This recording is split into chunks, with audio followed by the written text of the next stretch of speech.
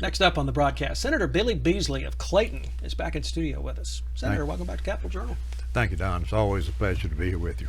Always nice to see you as well. Senator, let's pick up where Representative Jones and I left off, talking about the negotiations over new prison construction. You have 3 prisons in your district, and I'm sure you're watching these negotiations very closely. I am, Don.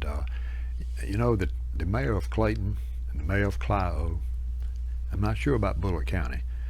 Governor Wallace's last term in 82 to 86, sometime in 86, the mayor of Clayton and Clio met with the governor with a delegation from Clayton to recruit the prisons for our towns for jobs. Bullock County was open prior to Ventress in Clayton and Eastland and Clio, but they are all 3 important entities in our towns, and if they were to close, it would put a devastation on the towns, because the town of Clayton has expended a lot of money to improve the water treatment facility, and the prison is the #1 customer. Same thing in Clio and same thing in Union Springs. I know that the negotiations are still an evolving process where new prison construction is concerned, but based on what you're hearing, generally speaking, how do you feel? Well, I want Barber County and Bullock County to be protected, and the 3 facilities in my district are the 3 of the 4 of the last ones to be built. The facility in Bibb County is the last facility to be built. It's just important to the sustainability of Clayton and Clio and Union Springs to have the prisons in those towns. We will watch the situation as it unfolds very closely, I assume, right? Absolutely, and I've been in touch with the leadership, Senator Albritton, Pro Tem Reed, Senator Singleton, and I think the Majority Leader, Clay Schofield, to express my feelings. Senator, let's turn to gambling for a few moments, if we could. Gambling was a big issue for you and your colleagues in the regular session this year. The Senate actually passed a gaming bill this year. It did not get out of the House. There is a new push for lawmakers to consider gaming again in the regular session next year. Lottery, sports betting, among other things. An ad campaign was recently launched by the Greyhound track owners for lawmakers to consider this and approve something to get on the ballot, because next year is an election year. How do you feel about this? Well, as you know, Victorland is in my district, and at one time they employed over 2,000 people. So it's vital to the Macon County and the surrounding counties. So many entities receive revenue from Victorland, and as long as I've been in the Senate since 2011, elected in 2010, I've been a proponent of trying to protect Victorland. And it's really, the vote you make in the legislature is to give the people of Alabama the right to vote on a constitutional change. And so I'm in support of it. Given that next year is an election year, might that make it a little more tricky to get a gaming bill out? Lawmakers are thinking about the elections coming up and what they get behind. That's possible, but gaming is done every day online. And we're not receiving any of the revenue of the state of Alabama. You know, if you go across the state lines to play a lottery, that money stays in that state, and we're kind of subsidizing those folks. You know, people don't necessarily say I'm a proponent of gaming, but gaming is in Alabama. And when you think about it, online gaming and sports betting is probably would create more revenue than anything. And it's, you know, we know that's going on. So you're one of those that feels if it's there already in certain forms, we should benefit from it, and we should also regulate it. We need to regulate it, and we need to benefit from it. I totally agree. And let the people decide. That's what a constitutional amendment does. You put the decision in the hands of the people in our state. This is asking you to look into your crystal ball, but if the legislature were to approve a gaming bill next year and send it to the voters, how do you think Alabamians would respond? I think they're going to support it. I think polling shows that the people of Alabama want to vote on this issue. Mm-hmm. They want to get it behind us because they know it's out there. We're receiving no revenue from it, and it's not regulated. Senator, let's spend these last few minutes talking about COVID.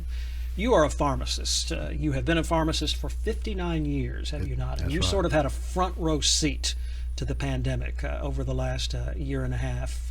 I don't believe your particular pharmacist there in Clayton has actually administered vaccine shots, but you've dealt with a lot of COVID patients and prescribing medication, right? We have. And in fact of the matter, in early January, I had COVID. I tested positive on January 7th, and I had the good fortune of Dr. David Thrasher treating me with the monoclonal infusion. I think it saved my life. And my wife also had COVID, and she tested negative every time, but she had COVID. And he treated her as well, and we both responded. This is back in January before the vaccines were available, right? No, I had my vaccine in December. So you had been vaccinated. I'd been you had a breakthrough case. I'd been vaccinated about 9 or 10 days. Oh, okay. And I think it benefited me by having those antibodies in my body, helped me fight it off. But I'll say this: we have done everything at the drugstore to provide safety for our employees and safety for our patients. Back last January, February through maybe April, we provided delivery service, but we also provided curb service outside the drugstore. And we had the social distancing signs up, and we had everything about wearing your mask. And I think I know that politics has got involved in masking, but I think it's the safety of yourself and your fellow man.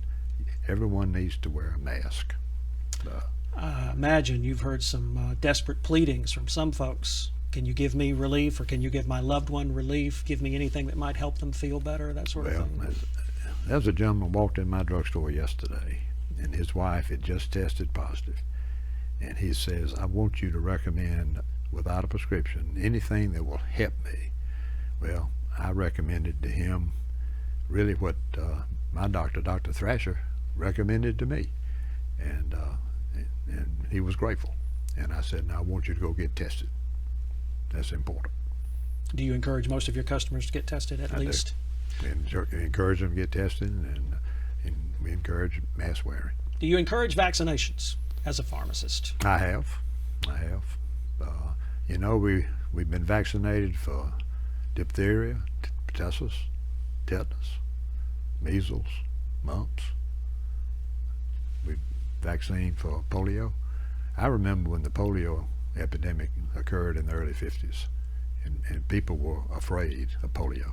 But not so necessarily maybe from death, but from being crippled. Right. And now we're having folks that are dying at an early age because of they're not vaccinated, and they're dying from this pandemic, and it's serious.